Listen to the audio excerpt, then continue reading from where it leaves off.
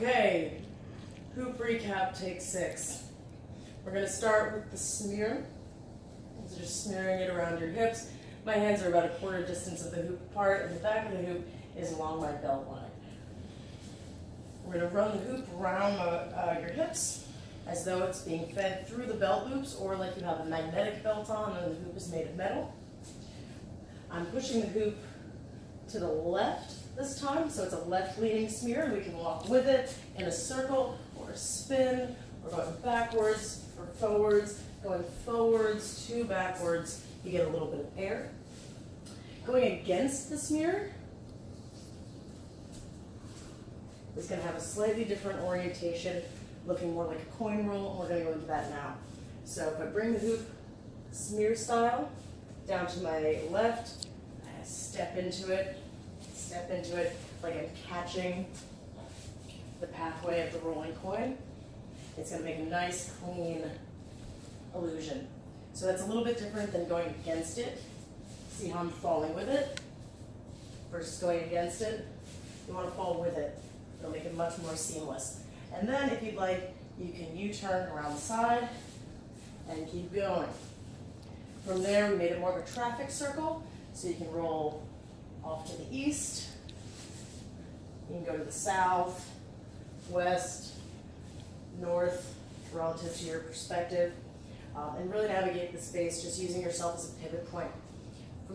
So we call that land. That was like a land because we're rolling around the city in our little hoop cars, but also because you're really grounded through this. You know, the hoop is stuck to your hips.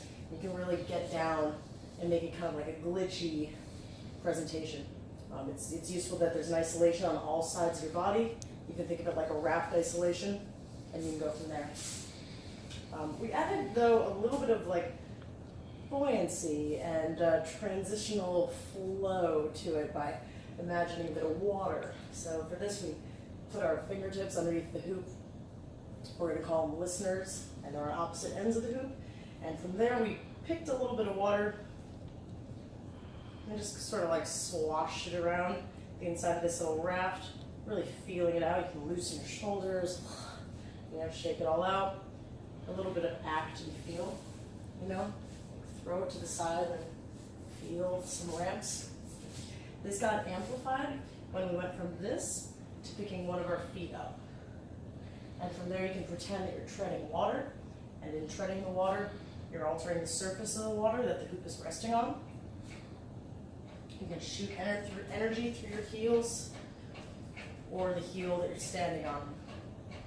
You'll get a little bit of fluff, so it turns into more of a listening game that you can, that you can just ride organically from one movement to the next. So you're not going from here to here, but going from here to feeling your way into another plane.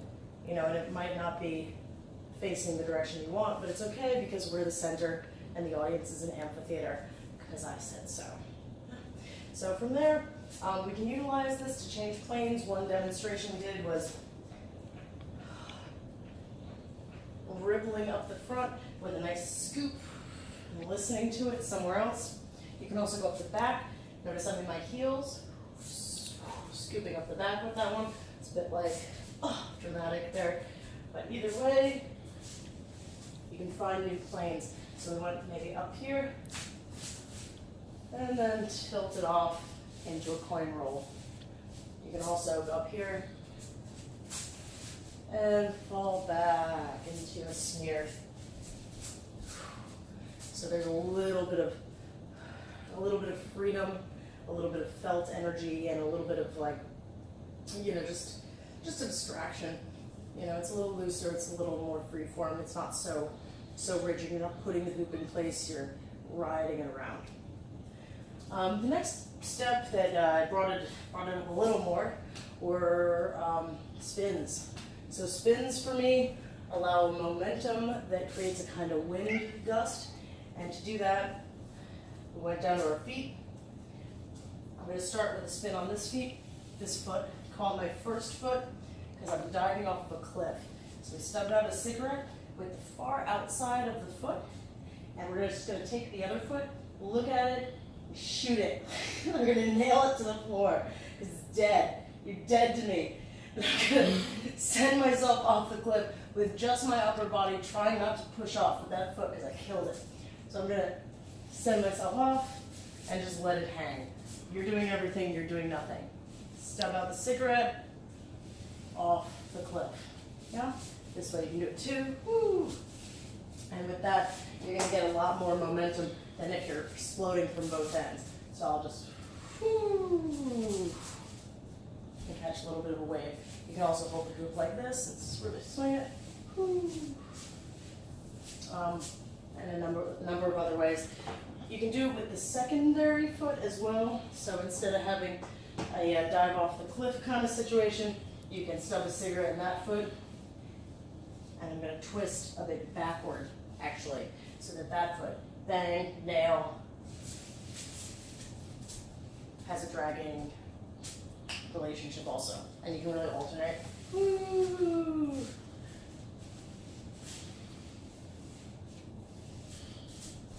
So it just ends up a little more casual, a little more cool, and gives you a little more gracefulness.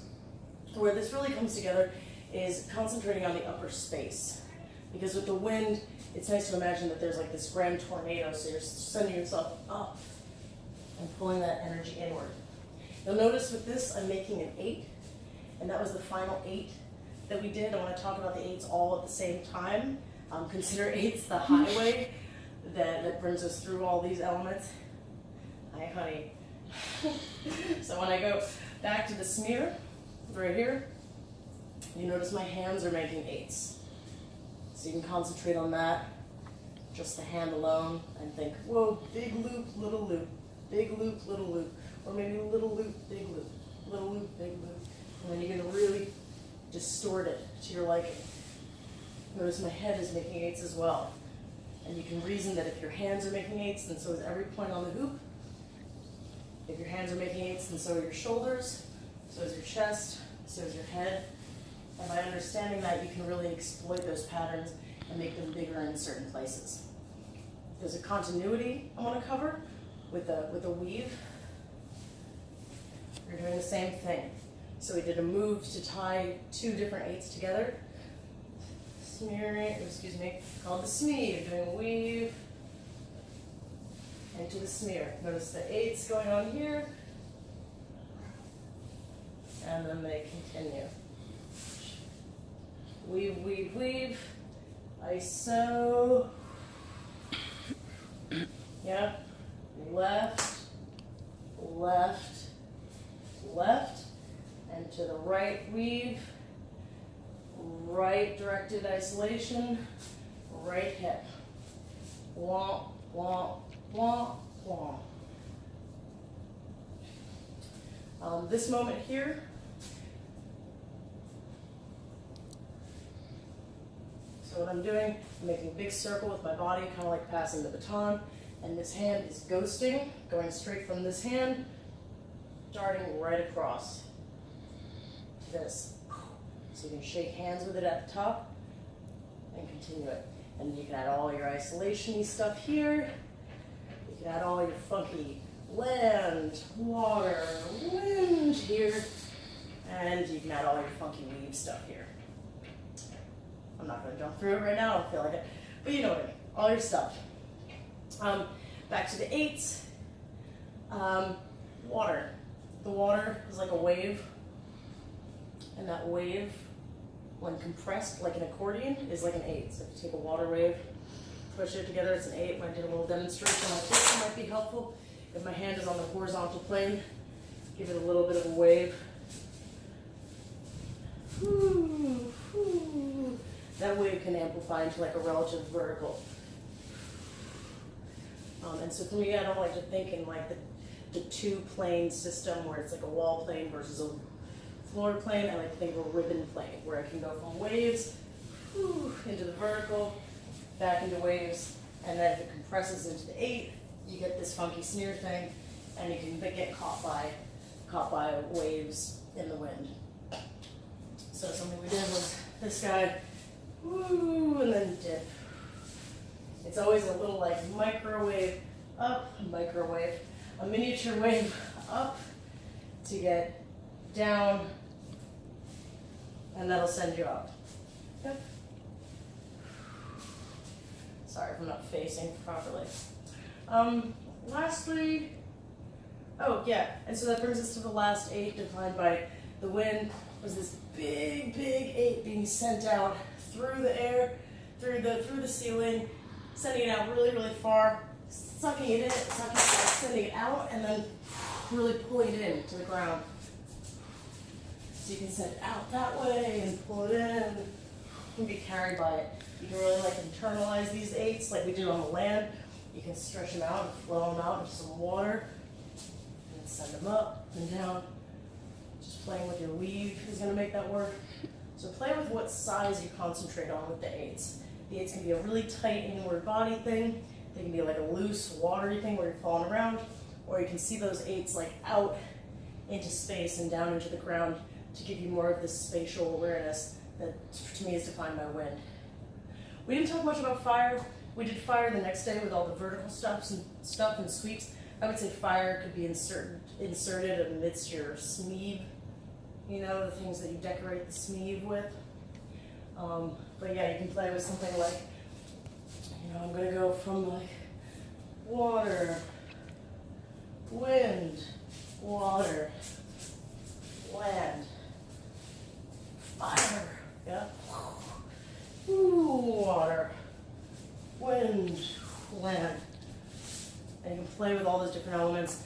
I kind of breezed through those, but just find yours. You know, if you're like a super like earthy person, you know, if you probably if you like have a house and you live there and you've lived there your whole life, you might be a grounded person and you make it really into the ground. I'm a space cadet. I travel all over, so I'm just like floating around in the wind all the time. It's just my personality. So those are all the bases we touched. Do it. That's it.